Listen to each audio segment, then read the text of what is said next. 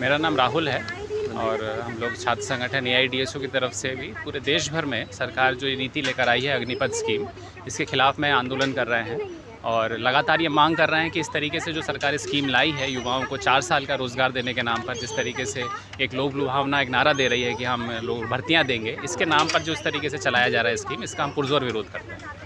सरकार तो कह रही है कि मतलब ये अच्छे के लिए बहुत सारे युवाओं को रोज़गार भी मिलेगा। रोज़गार देने का मतलब ये नहीं होता कि हम खैरात बांट रहे हैं। रोज़गार का मतलब होता है रोज़गार के कुछ कायदे हैं, कुछ नियम हैं, रोज़गार के कुछ गाइडलाइंस हैं। आज कहीं पे भी आप अगर देखेंगे सरकार में भी नियुक्तियां होती हैं, अगर किसी भी सरकारी पदों में भी नियुक्तियां होती है तो उसका एक साल होता है, एक मियाद होती है कि कम से कम 45 साल की रिटायरमेंट होगी या 40 साल की नौकरी करने को मिलेगा। लेकिन ये जो नौकरी के नाम पर ये जो आपने टुकड़ा फेंका है उनके सामने, ये कोई नौकरी नहीं है। इसे एक तरीके से एक ट्रेनिंग कैंप कह सकते हैं कि 4 साल की रोज़गार के बाद वो एक सैनिक जो 4 साल नौकरी करेगा उसके बाद वो कहाँ जाएगा, उसका परिवार कैसे चलेगा। इस चीज़ को भी हमको एंश्योर करना चाहिए। हम एक दिन का अगर कोई मंत्री बनता है तो उसकी ज़िंदगी भर की पेंशन सुनिश्चित हो जाती है, लेकिन यहाँ तो सरकार कह रही है कि इनको ना कोई पेंशन दी जाएगी, ना कोई ग्रेच्युटी दिया जाएगा, कोई किसी तरीके की कोई सुविधा नहीं दी जाएगी।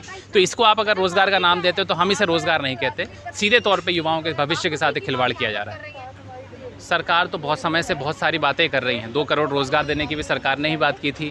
आज अलग अलग तरीके से जो बातें आ रही हैं वो सभी सरकार बोली थी महंगाई कम करेगी, सरकार बोल रही थी कि हम महिलाओं पर अत्याचार कम करेंगे, रोज़गार देंगे। बहुत सारी बातें सरकार कर चुकी है। 2 टर्म होने को ख़त्म होने को है, हम देख रहे हैं हालत क्या है। एक भी कोई अगर ऐसा उनका वादा हो जो कि सरकार पूरा करने में सक्षम हुई हो, तब हम ये कह सकते हैं कि नहीं, हमें सरकार के वादे पे भरोसा है। हम सभी जानते हैं कि एक जुमलेबाज सरकार है और उसी जुमलेबाज सरकार के एक मंत्री ये कह रहे हैं कि हम इस तरीके से करेंगे, तो एक और कोई बहुत बड़ी बात नहीं है कि इसमें हम कितना इंश्योर हो सकें। इसमें कोई किसी तरीके का कोई दो राय नहीं है कि ये भी एक तरीके का जुमला साबित होगा।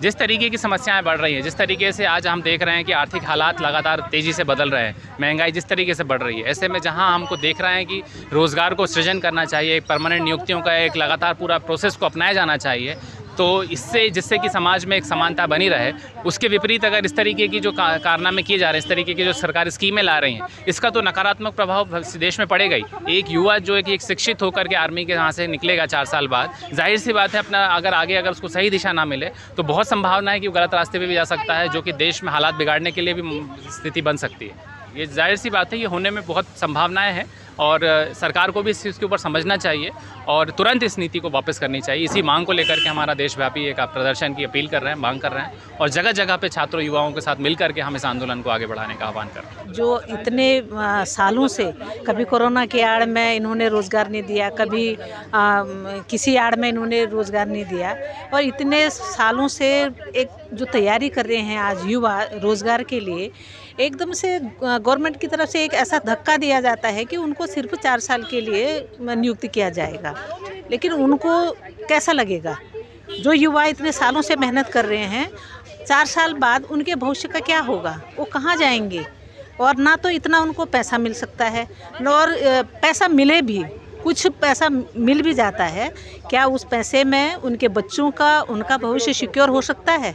जब भविष्य सिक्योर नहीं हो सकता है तो गवर्नमेंट ये जानती है। आज भी देख रहे हैं कि इसके खिलाफ आवाज़ें उठ रही हैं, इसके खिलाफ पूरे देश भर में आंदोलन चल रहा है, यहाँ तक कि लोग आगजनी करने पर उतर गए हैं। मजबूरी है आगजनी, हम इसका समर्थन नहीं कर रहे हैं, लेकिन हम चाहते हैं कि शांतिपूर्वक हमारा आंदोलन चले और युवा जागें और कोई भी सचेत युवा ये नहीं चाहेगा कि उसका भविष्य सिर्फ 4 साल के कॉन्ट्रैक्ट में बंध जाए और वो फिर उसके बाद उसका भविष्य और उसके बच्चों का भविष्य और उसका परिवार पूरे अंधकारमय ज़िंदगी जिए।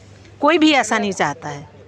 और न पेंशन मिलेगी, किसी तरह की कोई ऐसी योजना ही नहीं है, सिर्फ उनको कॉन्ट्रैक्ट में बांध दिया है देश सेवा के नाम पे।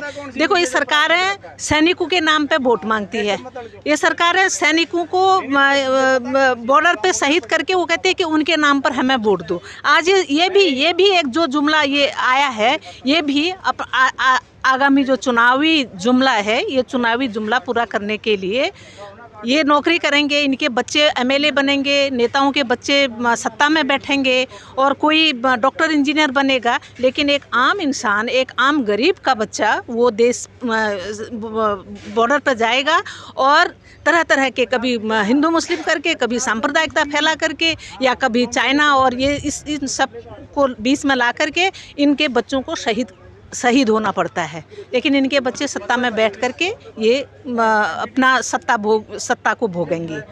तो इसलिए हम इसका पुरजोर विरोध कर रहे हैं और हम इस आंदोलन को गांव, शहर, गली गली में ले जाना चाहते हैं।